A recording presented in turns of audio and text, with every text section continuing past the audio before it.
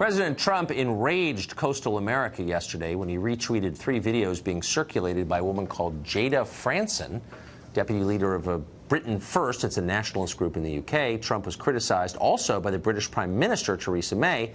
The press in both countries declared him a fascist or worse. This morning, the president started his day by promoting anti-Muslim fascist propaganda, retweeting videos posted by the leader of a British hate group called Britain First. Jada Franson. She is known in the UK for spreading anti-Muslim and racist videos. There's so many levels of this that are so ridiculous. The president retweeting someone who was arrested, a hate speech person. Today, the president of the United States once again embraced the message of racist, bigoted bullies. Subtle. Of course, there's nothing actually fascist about retweeting a video, but there is creeping fascism out there. It's the steady death of free speech in the West. Jada Franson has repeatedly been punished by British authorities for saying what she thinks out loud. That used to be legal.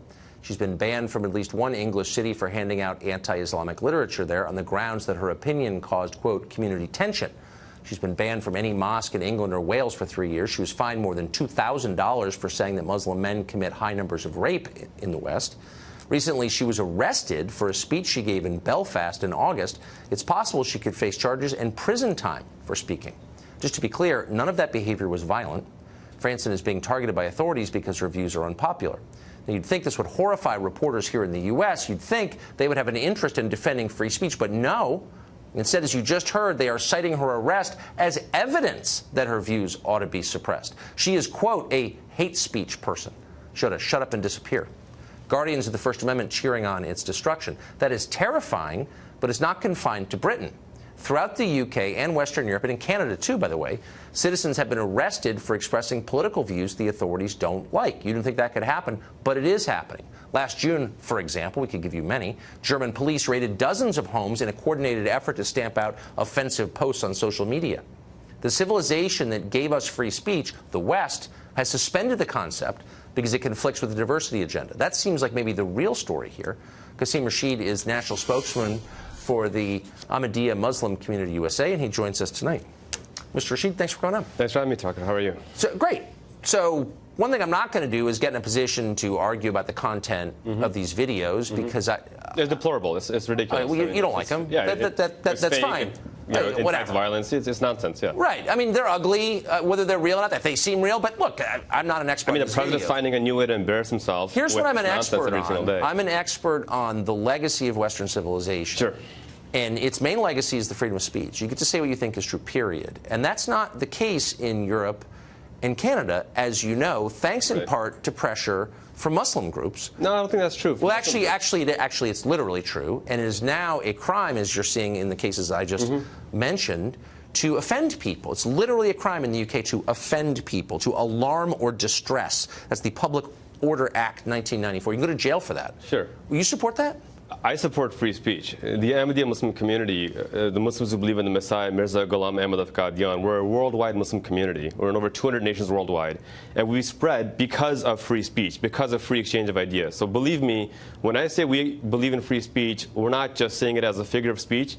We've benefited from it on a worldwide scale. Our community members are persecuted horribly in countries like Pakistan simply because we want to express Well, then our you are drawing the right lesson from your experience. Absolutely. And I applaud you for that. But I wonder if you would raise a voice in defense of a woman I'm sure you despise, the woman whose videos Trump retweeted yesterday. She's facing apparently jail time for saying things the authorities don't like. Should she be facing jail for Well, that? I think if people want to criticize Islam, by all means, go ahead. I have no problem with that. People can criticize Islam to my face, and they can do it all day and every day. That's not the issue here.